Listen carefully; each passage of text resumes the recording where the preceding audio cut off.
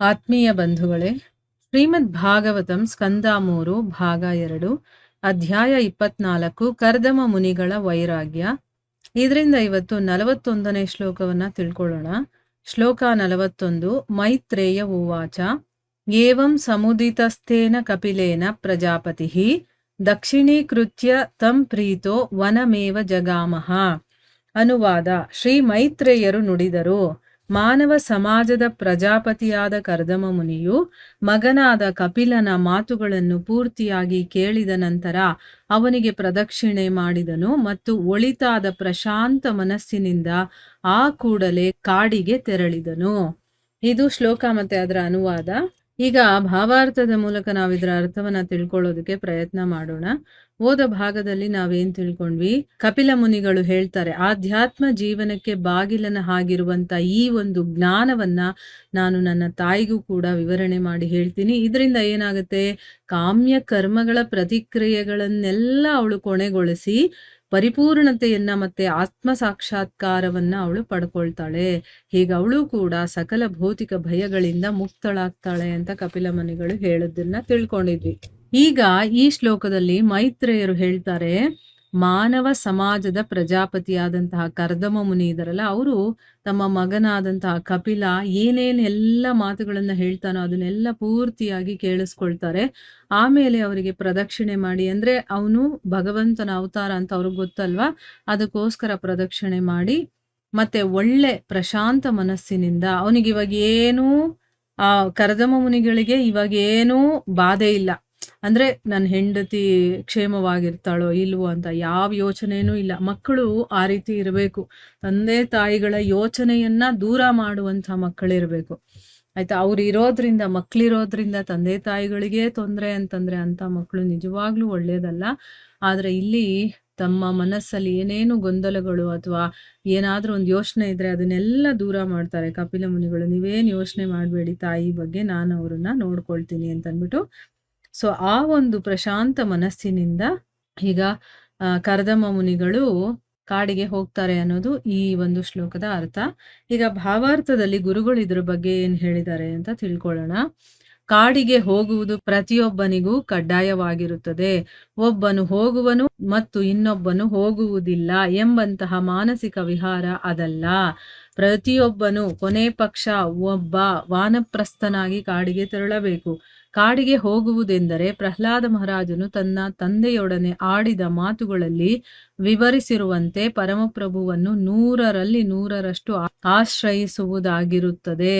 ಅಂದ್ರೆ ಇಲ್ಲೇನ್ ಹೇಳ್ತಾ ಇದ್ದಾರೆ ಅಂದ್ರೆ, ಕಾಡಿಗೆ ಕರ್ದಮ ಮುನಿಗಳು ಹೋಗ್ತಾರಲ್ಲ, ಅವ್ರೊಬ್ರೇ ಅಲ್ಲ, ಎಲ್ರೂ ಕೂಡ ಮನುಷ್ಯರಾಗಿ ಹುಟ್ಟಿದ ಮೇಲೆ ಪ್ರತಿಯೊಬ್ಬನಿಗೂ ಕೂಡ ಇದು ಕಡ್ಡಾಯ ಮಾಡಲೇಬೇಕಾಗಿರುವಂಥದ್ದು.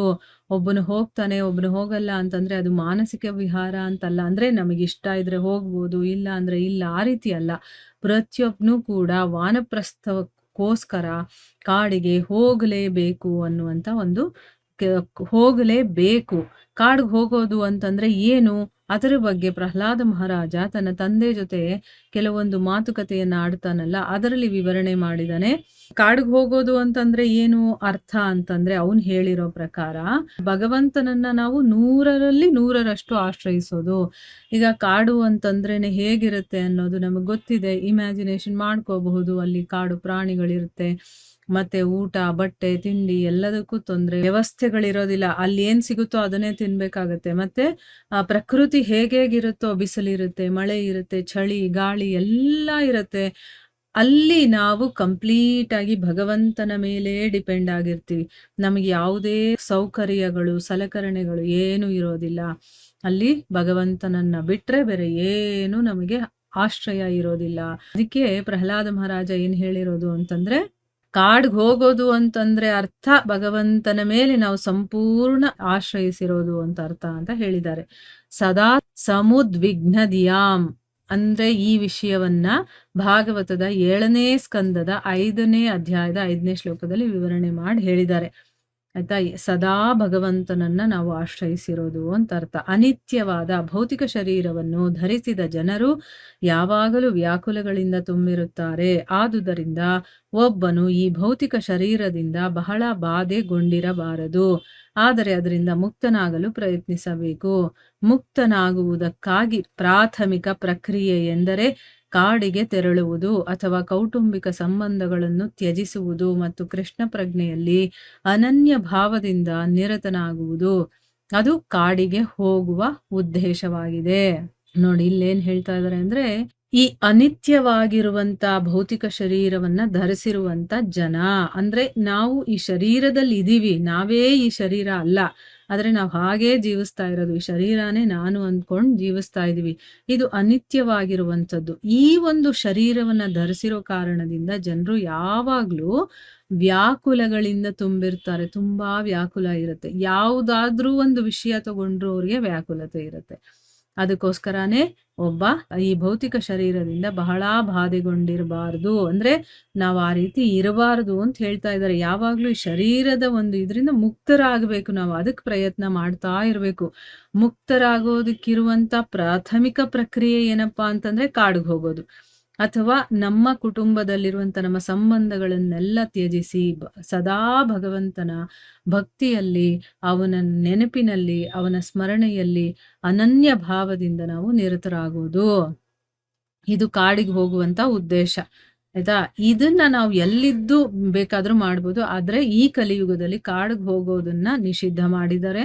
ನಾವ್ ಎಲ್ಲಿದೀವೋ ಅಲ್ಲೇ ನಮ್ಮ ಒಳಗಡೆಯಿಂದ ಈ ಒಂದು ಸಂಬಂಧಗಳನ್ನಾಗಿರಬಹುದು, ಅಥವಾ ನಮ್ಗಿರುವಂತ ಯಾವುದೇ ರೀತಿಯ ಒಂದು ಬಂಧನಗಳಾಗಿರ್ಬೋದು, ಅಟ್ಯಾಚ್ಮೆಂಟ್ಗಳಾಗಿರ್ಬೋದು, ಅದರಿಂದ ನಾವು ದೂರ ಮಾಡ್ಕೋಬೇಕು. ಅಂದ್ರೆ ಏನು, ಮನೆಯಿಂದ ಹೊರಗಡೆ ಹೋಗೋದಲ್ಲ, ಒಳಗಡೆಯಿಂದ ನಾವು ದೂರ ಆಗಿರ್ಬೇಕು ಅದಕ್ಕೆ ಅನ್ನೋದು ಇದರ ಅರ್ಥ. ದೂರ ಆಗಿದ್ರೆ ಅಷ್ಟೇ ಸಾಕ, ಇಲ್ಲ, ಆ ಮನಸ್ಸನ್ನ ಭಗವಂತನಲ್ಲಿ ತೊಡಗಿಸ್ಬೇಕು. ಇದನ್ನ ಕಾಡಿಗೆ ಹೋಗೋ ಉದ್ದೇಶ ಅಂತ ಹೇಳಿರೋದು. ಅದಲ್ಲವಾದರೆ ಕಾಡು ಕೇವಲ ಕಪಿಗಳ ಮತ್ತು ಕ್ರೂರ ಮೃಗಗಳ ಒಂದು ಸ್ಥಳವಾಗಿರುತ್ತದೆ. ಕಾಡಿಗೆ ಹೋಗುವುದೆಂದರೆ ಕಪಿಯಾಗುವುದಲ್ಲ ಅಥವಾ ಕ್ರೂರ ಮೃಗವಾಗುವುದಲ್ಲ. ದೇವೋತ್ತಮ ಪರಮಪುರುಷನನ್ನು ಅನನ್ಯ ಭಾವದಿಂದ ಆಶ್ರಯಿಸುವುದು ಮತ್ತು ತನ್ನನ್ನು ಸಂಪೂರ್ಣ ಸೇವೆಯಲ್ಲಿ ತೊಡಗಿಸಿಕೊಳ್ಳುವುದು ಅದರ ಅರ್ಥವಾಗಿರುತ್ತದೆ. ಅಂದ್ರೆ ಇಲ್ಲಿ ಭಗವಂತನನ್ನ ನಾವು ಭಜಿಸ್ಲಿಲ್ಲ ಅಂತಂದ್ರೆ, ಅಲ್ಲಿ ಹೋಗಿನೂ ಕೂಡ ಅಲ್ಲೂ ಹೋಗ್ಬಿಟ್ಟು ಇಲ್ಲಿನ ಚಿಂತೆ ಮಾಡ್ಕೊಂಡು ಕೂತ್ಕೊಂಡ್ರೆ ಅದು ಏನೂ ಪ್ರಯೋಜನ ಇಲ್ಲ. ಅಥವಾ ಭಗವಂತನನ್ನ ಭಜಿಸ್ಲೇ ಇಲ್ಲ ಅಂತಂದ್ರೆ ಕಾಡಿಗೆ ಹೋಗಿನೂ ನಾವು ವೇಸ್ಟೇನೆ. ಯಾಕೆ?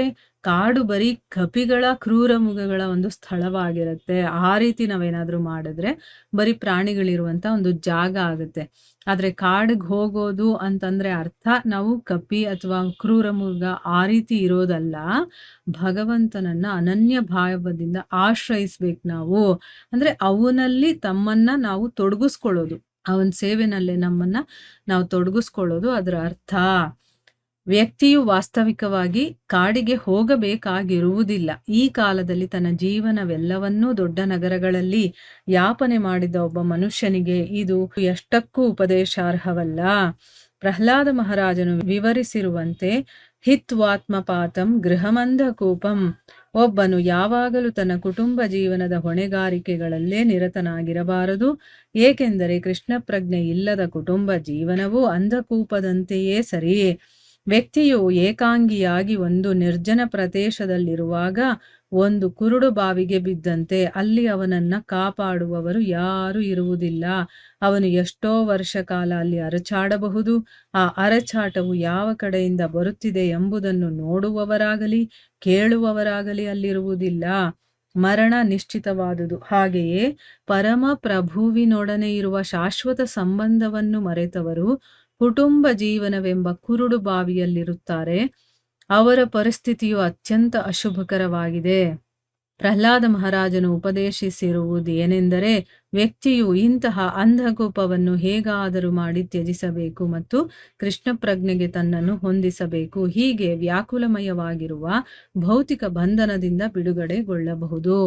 ನೋಡಿ ಇಲ್ಲೇನ್ ಹೇಳಿದ್ದಾರೆ ಅಂತಂದ್ರೆ, ಇಲ್ಲಿ ಗುರುಗಳು ಹೇಳ್ತಾ ಇದ್ದಾರೆ, ಒಬ್ಬ ವ್ಯಕ್ತಿ ಕಾಡಿಗೆ ಹೋಗ್ಬೇಕು ಅಂತ ಏನಿಲ್ಲ. ಅದರಲ್ಲೂ ಈ ಕಾಲದಲ್ಲಿ ಯಾವಾಗಲೂ ದೊಡ್ಡ ದೊಡ್ಡ ನಗರಗಳಲ್ಲಿ ತಮ್ಮ ಜೀವನವನ್ನ ಕಳೆದಿರುವಂತ ಒಬ್ಬ ಮನುಷ್ಯನಿಗೆ ಇದು ಉಪದೇಶ ಮಾಡೋದಕ್ಕೆ ಸರಿಯಲ್ಲ. ಅವನು ಈ ಒಂದು ಕಂಫರ್ಟ್ ಅಥವಾ ಈ ರೀತಿಯ ಒಂದು ವಾತಾವರಣದಲ್ಲಿ ಇದ್ಬಿಟ್ಟು ಕಾಡಲ್ಲಿ ಹೋಗಿರು ಅಂತಂದ್ರೆ ಅವನಿಗೆ ಆಗೋದು ಇಲ್ಲ. ಆ ರೀತಿ ನಾವು ಉಪದೇಶನೂ ಮಾಡೋ ಹಾಗಿಲ್ಲ ಅಂತ ಹೇಳ್ತಾರೆ. ಇನ್ನ ಪ್ರಹ್ಲಾದ ಮಹಾರಾಜ ವಿವರಣೆ ಮಾಡಿರುವಂತ ಒಂದು ರೀತಿ ಏನಪ್ಪಾ ಅಂತಂದ್ರೆ, ಹಿತ್ವಾತ್ಮಪಾತಂ ಗೃಹಮಂದಕೂಪಂ ಅಂತ ಹೇಳಿದ್ದಾರೆ. ಅಂದ್ರೆ ಏನು? ಯಾವಾಗ್ಲೂ ನನ್ನ ಕುಟುಂಬ, ನನ್ನ ಜೀವನದ ಹೊಣೆಗಾರಿಕೆ ಅಂದ್ರೆ ನನಗೆ ಈ ಒಂದು ಜವಾಬ್ದಾರಿ ಇದೆ, ಆ ಜವಾಬ್ದಾರಿ ಇದೆ ಅಂತ ಯಾವಾಗ್ಲೂ ಬರೀ ನಾವು ಸಂಸಾರದ ಜಂಜಾಟದಲ್ಲೇ ಇರಬಾರದು. ಯಾಕೆ ಅಂತಂದ್ರೆ ಒಂದು ಮನೆಯಲ್ಲಿ ಆ ಕುಟುಂಬ ಜೀವನ ಕೃಷ್ಣ ಪ್ರಜ್ಞೆ ಇಲ್ದೇ ಇದ್ರೆ ಅಂದ್ರೆ ಏನು? ಭಗವಂತನ ಬಗ್ಗೆ ನಮಗೆ ತಿಳುವಳಿಕೆ ಇಲ್ಲ. ಅವನ ಪೂಜೆ, ಅವನ ಸೇವೆ, ಅವನ ಒಂದು ವಿಚಾರಗಳು ನಡೀತಾ ಇಲ್ಲ ಆ ಮನೆಯಲ್ಲಿ ಅಂತಂದ್ರೆ ಅದು ಅಂಧಕೂಪದ ಹಾಗೇನೆ ಕತ್ತಲು ಬಾವಿ ತರ ಅಂತ ಅರ್ಥ. ವ್ಯಕ್ತಿ ಏಕಾಂಗಿ ಆಗಿರ್ತಾನೆ. ಯಾವುದೋ ಒಂದು ಯಾರು ಜನಜಂಗುಳಿನೇ ಇಲ್ದೇ ಇರುವಂತ ನಿರ್ಜನ ಪ್ರದೇಶದಲ್ಲಿ ಇರ್ಬೇಕಾದ್ರೆ ಗೊತ್ತಿಲ್ಲದೆ ಒಂದು ಕುರುಡು ಬಾವಿಗೆ ಬೀಳ್ತಾನೆ ಅಂತ ಇಟ್ಕೊಳ್ಳಿ. ಅಂದ್ರೆ ಏನು? ಅದರಲ್ಲಿ ಯಾರೂ ಇರೋದಿಲ್ಲ. ಇವನಿಗೆ ಗೊತ್ತಿಲ್ಲದೆ ಆ ಬಾವಿಗೆ ಬಿದ್ದೋಗ್ತಾನೆ ಅಂತ ಇಟ್ಕೊಳ್ಳಿ. ಅಲ್ಲಿ ಅವನನ್ನ ಕಾಪಾಡೋದಕ್ಕೆ ಯಾರಾದ್ರೂ ಇರ್ತಾರಾ? ಇಲ್ಲ. ಅವನ್ ಎಷ್ಟು ಅರ್ಚಾಡಿದ್ರು, ಕಿರ್ಚಾಡಿದ್ರು, ದಿನ ಅಲ್ಲ ವರ್ಷಗಳು ಕಳೆದ್ರು ಕೂಡ ಆ ಅರ್ಚಾಟ ಯಾವ ಕಡೆಯಿಂದ ಬರ್ತಾ ಇದೆ ಅಂತ ಅಲ್ಲಿ ನೋಡೋರು ಇರಲ್ಲ, ಕೇಳೋರು ಇರೋದಿಲ್ಲ ಅಲ್ವಾ? ಅಲ್ಲಿ ನಮಗೇನಾಗುತ್ತೆ? ಹೊಟ್ಟೆಗೂ ಇಲ್ಲ, ಏನೂ ಇಲ್ಲದೆ ಕಡೆಗೆ ನಮಗೆ ಮರಣ ಅನ್ನೋದು ನಿಶ್ಚಿತ. ಅದೇ ರೀತಿ ಪರಮಪ್ರಭುವಿನ ಜೊತೆ ನಮಗಿರುವಂತ ಒಂದು ಸಂಬಂಧ ಇದೆಯಲ್ಲ, ಶಾಶ್ವತವಾದಂತ ಸಂಬಂಧ ಅದನ್ನು ಕೂಡ. ಅದನ್ನು ಮರ್ತ್ ಹೋಗಿದೀವಿ ನಾವು. ಆ ರೀತಿ ಯಾರು ಮರ್ತಿರ್ತಾರೋ ಅಂಥವರ ಕುಟುಂಬ ಜೀವನನೇ ಕುರುಡುಬಾವಿ ಅಂತ ಅರ್ಥ. ಅವನು ಆ ರೀತಿ ಏನಾದ್ರೂ ಅಂದ್ರೆ ಭಗವಂತನನ್ನ ಮರ್ತು ಅವನು ಬೇರೆದೆಲ್ಲಾ ಎಷ್ಟೋ ಜವಾಬ್ದಾರಿಗಳನ್ನ ಮಾಡ್ಕೊಂಡು, ಸೇವೆಗಳನ್ನ ಮಾಡ್ಕೊಂಡು, ಜನರ ಸೇವೆ ಮಾಡ್ಕೊಂಡು, ದೊಡ್ಡ ದೊಡ್ಡ ಹೆಸರು ಪಡ್ಕೊಂಡು, ಆಸ್ತಿ ಅಂತಸ್ತು ಎಲ್ಲಾ ಪಡ್ಕೊಂಡಿದ್ರೂ ಕೂಡ ಅವನು ಕುರುಡು ಬಾವಿಲಿದ್ದಂಗೆ ಲೆಕ್ಕ. ಭಗವಂತ ಇಲ್ಲ ಅಂತಂದ್ರೆ ಅದು ಕುರುಡು ಬಾವಿನೇ. ಈಗ ನಾವೆಲ್ಲ ಕುರುಡು ಬಾವಿಲಿ ಇದ್ವಿ. ಆದ್ರೆ ಈಗ ನಮಗ್ ಗೊತ್ತಾಗ್ತಾ ಇದೆ ನಾವು ಕುರುಡು ಬಾವಿಲಿ ಇದ್ವಿ, ಅದರಿಂದ ಮೇಲಕ್ಕೆ ಬರಬೇಕು ಅನ್ನೋದಾದ್ರೂ ಗೊತ್ತಾಗ್ತಾ ಇದೆ ನಮ್ಗೆ ಅಲ್ವಾ? ಅದು ಅಶುಭಕರವಾಗಿರುವಂಥದ್ದು. ಕುರುಡು ಬಾವಿಲಿ ಇದೀವಿ ಅಂತಂದ್ರೆ ಅದು ಅಂತ ಪರಿಸ್ಥಿತಿಯನ್ನ ಅಶುಭಕರ ಅಂತ ಹೇಳಿದ್ದಾರೆ. ಸೊ ಪ್ರಹ್ಲಾದ ಮಹಾರಾಜ ಉಪದೇಶ ಮಾಡೋದು ಏನಪ್ಪಾ ಅಂತಂದ್ರೆ, ವ್ಯಕ್ತಿ ಇಂಥ ಒಂದು ಅಂಧಕೂಪವನ್ನ ಅಂದ್ರೆ ಈ ರೀತಿಯ ಒಂದು ಜೀವನವನ್ನ ಹೇಗಾದ್ರೂ ಮಾಡಿ ತ್ಯಾಗ ಮಾಡಿ ಭಗವಂತನ ಜೊತೆಗೆ ನಮ್ಮನ್ನ ನಾವು ಹೊಂದಿಸ್ಕೊಂಡು ಹೋಗ್ಬೇಕು. ಅಂದ್ರೆ ಭಗವಂತ ಅಂದ್ರೆ ಏನು ಎತ್ತ ಅಂತ ಸತ್ಸಂಗ, ಧರ್ಮ ಗ್ರಂಥಗಳ ಆಶ್ರಯ, ಮತ್ತೆ ಸಾಧುಗಳ ಆಶ್ರಯ, ಗುರುಗಳ ಆಶ್ರಯವನ್ನ ಪಡೆದು ಅದರಿಂದ ಹೊರಗಡೆ ಬರೋದಕ್ಕೆ ಹೇಗೆ ಏನು ಮಾಡಬೇಕು ಅಂತ ಹೀಗೆ ವ್ಯಾಕುಲಮಯವಾಗಿರುವಂತ ಭೌತಿಕ ಬಂಧನದಿಂದ ಬಿಡುಗಡೆಯಾಗೋದಕ್ಕೆ ಪ್ರಯತ್ನ ಮಾಡಬೇಕು. ಅದನ್ನ ಬಿಟ್ಟು ಅದರಲ್ಲೇ ಚೆನ್ನಾಗಿದೆ ಅನ್ಕೊಂಡು ಇರೋದಲ್ಲ. ಅಂಧಕೂಪ ಯಾವತ್ತಾದ್ರೂ ಚೆನ್ನಾಗಿರತ್ತಾ? ಒಂದಲ್ಲ ಒಂದ್ ದಿವಸ ನಮ್ಗೆ ಏನೂ ಇಲ್ಲದೆ ಮರಣ ಸಿಗೋದಂತೂ ಗ್ಯಾರಂಟಿ. ಅದರಿಂದ ಹೊರಗಡೆ ಬರಬೇಕು ಅಂದ್ರೆ ಭಗವಂತನ ಸ್ಮರಣೆ. ಭಗವಂತನನ್ನ ಸ್ಮರಿಸ್ಕೊಂಡಾಗ ಅಂಧಕೂಪದಿಂದ ಹೊರಗಡೆ ತೆಗಿಯಕ್ ನಮ್ಗೆ ಏನಾದ್ರೂ ಒಂದು ಸಹಾಯ ಭಗವಂತ ಮಾಡೇ ಮಾಡ್ತಾನೆ. ಆಯ್ತಾ? ಅದಕ್ಕೋಸ್ಕರ ನಾವು ಅದಕ್ಕೆ ಪ್ರಯತ್ನ ಮಾಡಬೇಕು. ಇಲ್ಲಿಗೆ ನಾವು ನಿಲ್ಸೋಣ. ಹರೇ ಕೃಷ್ಣ.